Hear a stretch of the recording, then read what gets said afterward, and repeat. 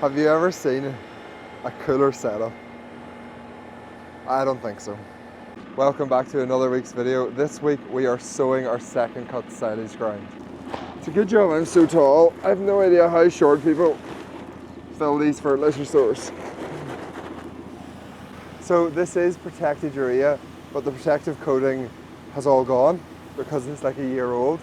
But I bought it at the end of last year because I thought it was a good price anyway. So whilst it says it's protected urea, it's actually not protected. Hence why I'm glad to see the rain today, because I need it to avoid significant nitrogen losses. One of the things I was unaware of with protected urea was that it sticks in the bag really badly. Get one more bag in there? I think we will.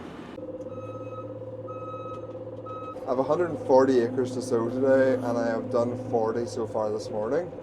So this should take me up to 60 done. And then I have to go somewhere at lunchtime, and I should get the rest done then after dinner. I almost forgot to bang the bag on the ground. And that would have been a very, very bad mistake, to have cut the bag open and not to have banged it to try to get it unstuck together. This is going to be a very, very tight fit. I get a nice sized hole and then use the JCB. It obviously would be a lot better to have this smaller sower on the front. But I can't do that because the front sower has to be hydraulically driven to make the whole thing work. So I'm kind of running out of room. Right, let's get the rest of it.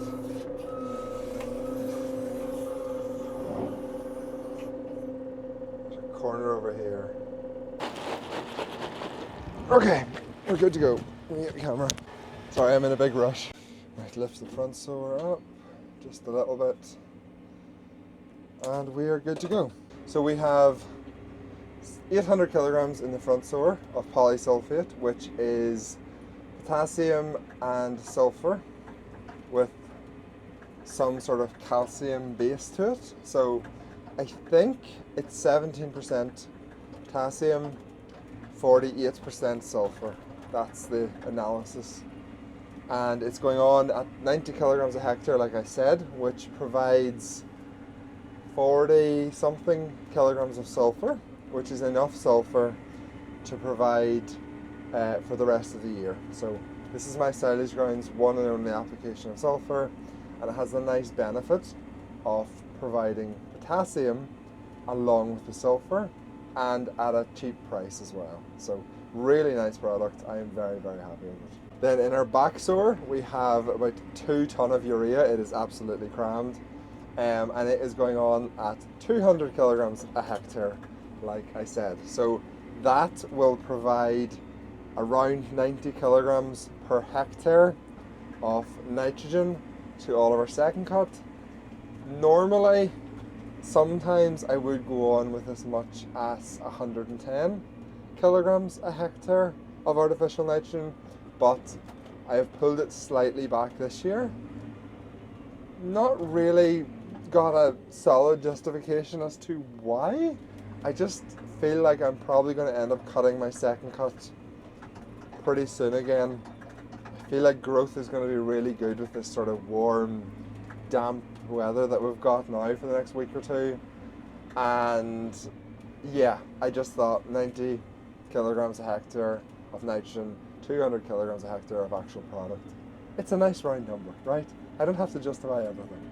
There will be a second application on some fields.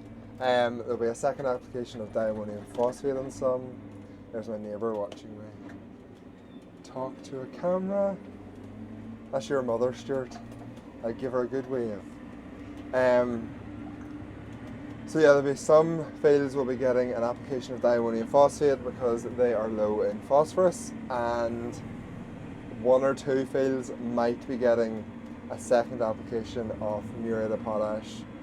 Probably not though, probably not.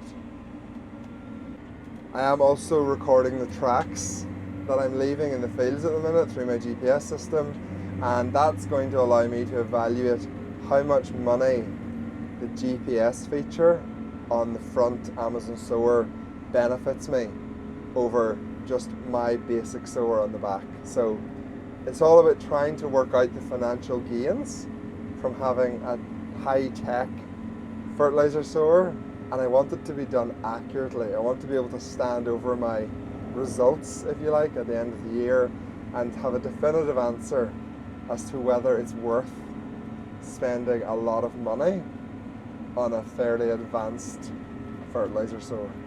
And any overlaps I'm doing with certain types of fertilizer are just totally wasted money. For example, sulfur, if I was to overlap and double the sulfur application, it's really easily leached. So I'd have lost that extra sulfur by next year. It provides no benefit.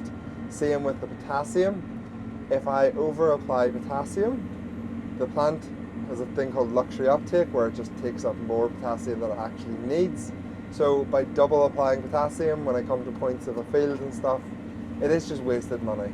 If you double apply nitrogen, you will get some benefit, but the benefit diminishes as your application rate increases, and at really high application rates, for example, when you double what you should apply of nitrogen, you actually can reduce your yield, which I don't understand that. That's in a graph from Yara, so I assume it must be correct, but there is an optimal N level, nitrogen level. That's what I try to sow towards.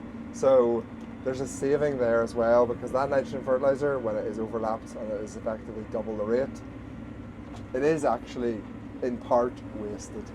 So the purpose of this video, the technical bit if you like, is to show you all what we do to grow our grass for the second cut. So it's about crop nutrition, when do we apply fertilizer, when do we apply slurry, how important is it to get your timings right, all that kind of stuff.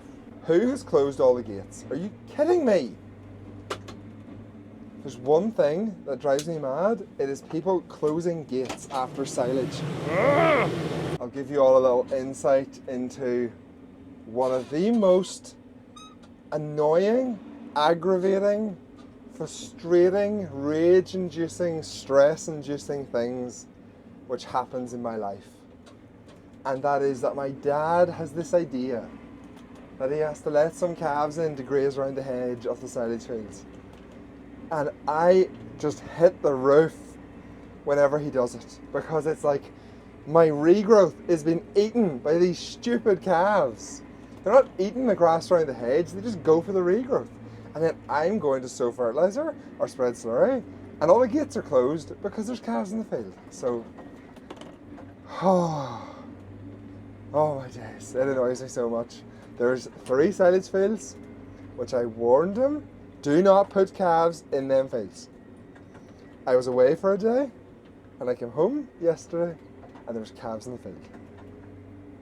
So I like to try and get my fertilizer on as quickly as possible, preferably the day after we do silage. Now, if there's no rain in the forecast, then I won't put my fertilizer on first, I'll put my slurry on first, but a lot of the times our silage is done just before the weather breaks. So the majority of times I'm going on with my fertilizer straight after the silage has been lifted. I will always put on my nitrogen application first. That is the priority to get the grass growing again. I usually have to do 2 or maybe even 3 applications of fertilizer between a crop of grass, but because I have 2 sowers now, I can get away with only doing it once. So that's a really big time save. I know you're meant to leave a week between fertilizer and slurry, but that is just not in any way practical in a real world farming situation. So we are actually currently spreading slurry today. So we will try to get everything covered with slurry before the end of the week. We try and do as much as we can ourselves with our own machinery and our own equipment. Everything is boomed into the little tiny 1600 gallon slurry tanker to try to prevent soil compaction, but again, just too many acres and not enough time. So over the last year or 2, I've started bringing in a contractor with an umbilical system to do a really nice big block of ground to just help us get it finished up quicker.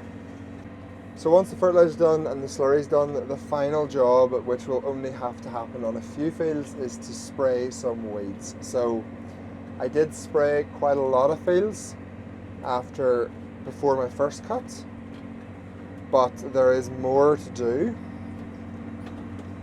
And so this is a great time to do it after your first cut silage. Once the weeds start to come back, your Dawkins are like the size of a dinner plate. That's when you want to hit them. You can use a reduced rate if you time the application correctly. So I'll probably have to do that in maybe about 10 days to 2 weeks. And there's probably 60 acres, something like that, which will need sprayed. I forgot to record an AB line again. Right. We're just going to do a straight AB line.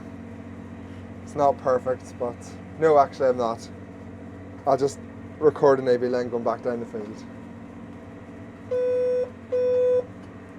So I don't know if you can see it, but I can actually see my tracks from the first cut being sowed, and it is bang on my painted lines. So I don't even need an AB line, to be honest. I could just follow my previous tracks, but we'll record an AB line anyway. Right, I'm going to press on with this job. I actually have to go into my son's school in half an hour, so I really need to hurry up. But I'm going to catch up with you midweek. So today is Monday morning, and probably Wednesday I'm going to catch up with you then and record some of the slurry going on. Give you an idea of the sort of dry matter it is, what the rate we're putting it on at, all that sort of stuff. And then at the end of the week, probably Friday, I want to come back to these fields and we'll take a look at the regrowth after a week of being cut, because I want to highlight the importance of a good cutting height to how quickly your fields regrow. So for now, goodbye. Welcome back to Wednesday. So we got 25,000 gallon slurry done yesterday, and we really need to get like 5 or 6 times that done today. So that's what we're doing this morning. We have 2 tankers drawing, which are 2,500 gallon and 2 750 gallon, and they're booming into my 1,600 gallon tanker to try to reduce axle loads, reduce ground pressure. The ground is wet, so I'm very glad we have the small tanker today. With this setup and these 3 tractors on a 3.5 mile draw, we can manage about 11,000 litres an hour. 11,000 gallon an hour, that's right, 11,000 gallon an hour, which is really not bad, so we better get going. That's me empty, now to head back to the farm. Later on today, I have a contractor coming with an umbilical pipe system, and he has a trailer parked at the edge of a block of 3 fields, which amounts to like 42, 43 acres. And we're going to boom into it later on today, and he's going to pipe it. And the reason why I've used that system for the last, I think actually last year was the first year that I started doing it, but I've done it like 3 times. The reason why is that it allows us to get everything covered like a day and a half quicker. And that might not seem like a lot, and yes, it might seem strange to pay someone to do that when we have all the equipment to do ourselves, but just trust me, it's worth it. It works, and it's definitely something I need to think about, is buying my own umbilical system and changing our complete slurry system over. And I've been like toying with various options for the last few years. To be honest, I really like our current system with a field tanker and a boom tanker setup, especially that the boom tankers fill the field tanker twice.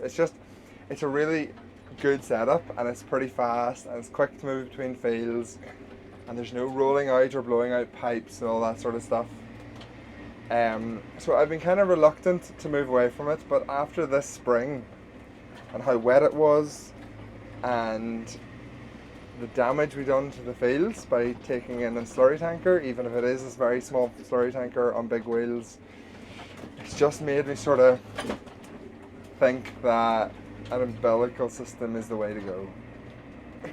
Now there's a tanker coming down this lane and we're going to meet, and I've got to get there before he sees me.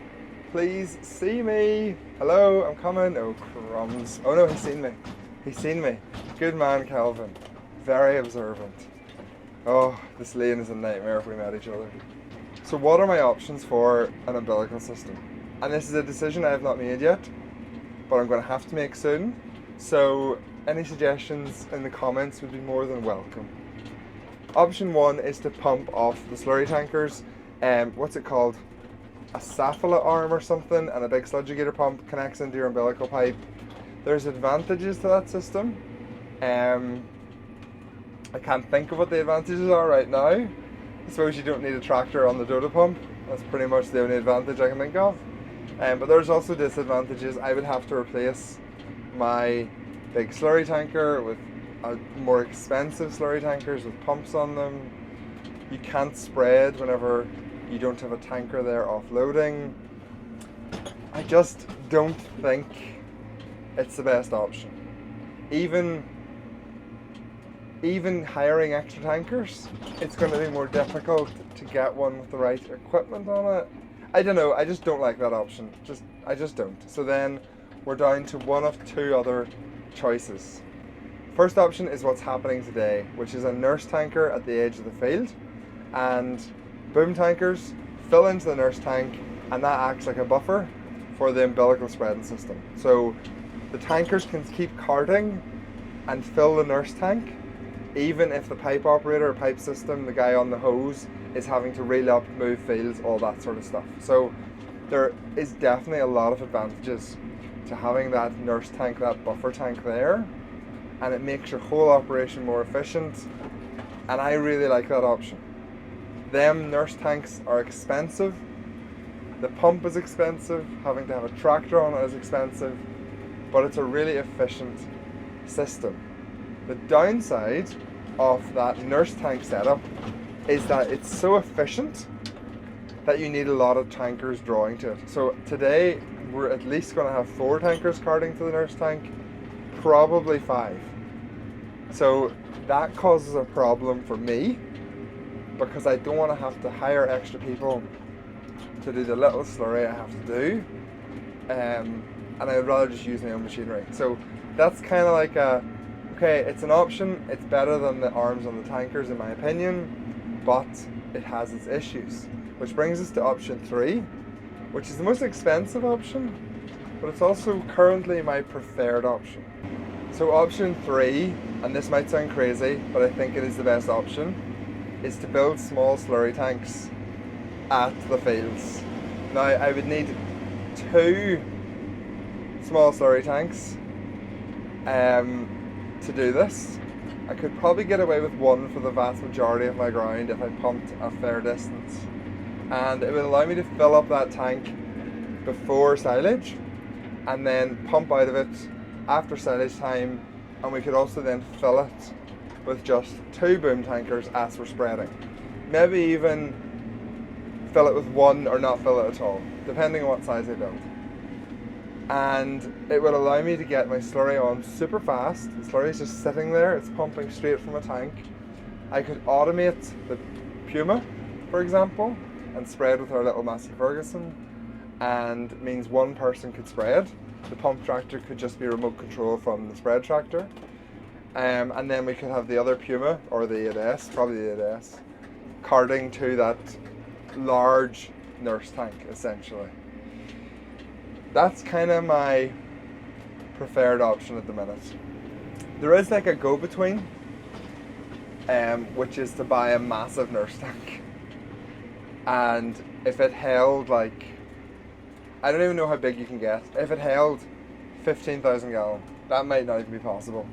But if it did hold 15,000 gallon or something ridiculous, I think I've seen one at 60 meters cubed. What's that? That's 5 is 1,000 times 6. That's 30,000 gallons. So say like a 60 meter cubed, 100,000 pound nurse tank that holds 30,000 gallon. We could fill that the day before, then pump out of it, fill it as we go. I don't know, I think that's the best option, but it's also the most expensive. And I really don't want to be pumping 200,000 pound into a slurry system. So yeah, that's my thought process. Sorry for that long a rambling monologue, but there it is. Right, I'm going to keep drawing slurry. I will stop later on and video a little bit of the umbilical system and how that's all working, and then I will show you some regrowth as well at the end of this video.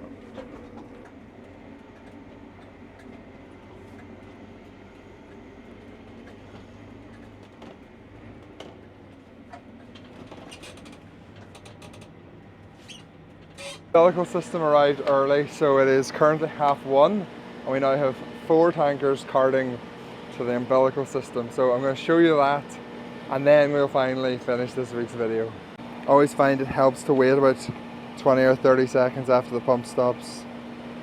You get a bit more in the tanker. So I'm currently also pumping the collecting yard tank into this tank because I need to try to thin this slurry out as much as possible. In the next 30 minutes, my dad is meant to switch that pump to pumping into the second cow tank that we are drawing out of today to try to make sure it doesn't get too thick either. Okay, let's go to the field. One of the hardest things with having 4 tankers is trying to keep the rhythm right so that I'm not just sitting waiting or someone else is sitting waiting on me. Who has made this mess of the road? Unbelievable. We are probably going to have to sweep this. We don't even have a road sweeper. How's that going to work? I just hope for a heavy shower of rain tonight, maybe.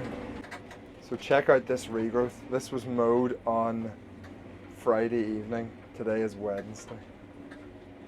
It's not bad, is it? So we filled this trailer. It's been pumped out of this trailer, and there should be enough tankers to keep this trailer filled the entire time.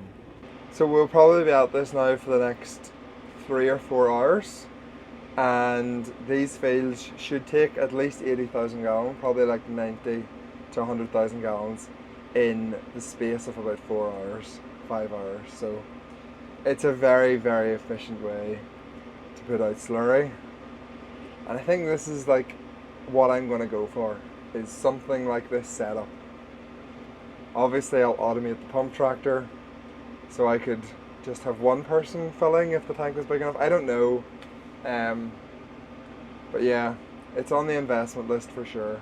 So I promised you that I would take you to show you the regrowth in the fields, but I never managed it. I did make a TikTok about it, so here's what the regrowth was like in the fields. It was pretty good, pretty impressive. But it is currently Friday evening and I am just back from Balmoral show. So I want to finish this video off with a little chat about Balmoral show today, and I'm going to show you the silage pit, which has now been sealed for almost a week. Yeah, almost a week. That's mad. And I am currently going to go move the fencing wire for the morning, since my dad is now away for the next 3 days. So you need to leave everything ready for the cows in the morning the night before. So that's what I'm going to do. First thing I learned about Balmoral show today: do not follow the signs and go the official route. Always go the non-official way. My in-laws travelled up 20 minutes after I left Oma, and they arrived 30 minutes before me because I sat in traffic for 45 minutes to go 1.5 miles.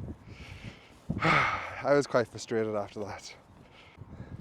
But despite that rocky start, I have to say I did really enjoy my day. I got to meet so many lovely people, and to everyone who said hello to me or came to chat to me, thank you very much. I really genuinely enjoyed chatting to you, and especially Farmer Phil. I got to meet Farmer Phil and his wife Olivia, or Liv, and they were lovely. They were genuinely just really nice people, and that goes for everyone I've met through TikTok or YouTube, people who also make videos. They're some of the most down to earth, lovely, nice people. And I also got to chat to Adam Killen and his wife, and again, just normal, nice people. So I had a really good day. So this is our grazing covers. The cows have ate this down fairly well today, actually. Pretty impressed with that. and this is what they're going into tomorrow. So it's a decent cover of grass, but it's manageable. I also promised quite a few people shout outs whenever I was chatting to them. I'm really sorry, but I can't remember any of your names apart from one. So shout out to McConaughey Contracts, the best contractors around. Sorry, Adam, I just have to say that. I'm genuinely really doubting myself if it was actually McConaughey Contracts. It might not have been. Your wife works for the UFU, so if that's not you, I apologise. So how do I summarise this week? Well, on Monday, you've seen me get all 140 acres of second cut sowed with fertiliser. On Wednesday, you've seen a little bit of the slurry. We managed to get over 200,000 gallons of slurry out on Wednesday. I think it was Wednesday, yes, Wednesday, which was just incredible. It makes such a difference to get the ground covered fast. And we're down to our last 9-acre field to finish, and we're going to do that tomorrow morning. So that'll be all 140 acres slurried with 2,000 gallons an acre within a week of being cut, which is good going when you try to do most of it yourself. So I'm pretty happy with that. From Monday on, we are going to start pre-mowing our paddocks to try and get a little bit better of a clean out.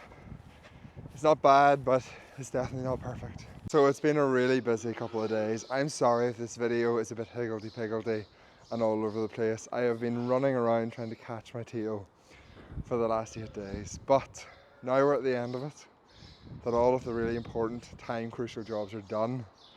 It is immensely satisfying. So we're going to finish this video with me showing you the results of all of the last couple of months of work and how much first cut silage we have off 140 acres.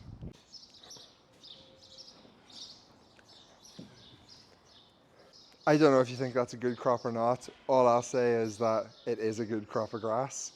We were getting about 1 trailer to the acre, and normally we get about 1.5 trailers to the acre. We tried a new cover this year, and it's Cytostop Orange Max, so it's a oxygen barrier with a black film combined. Yes, it is meant to be orange side up. I asked the company that sells them.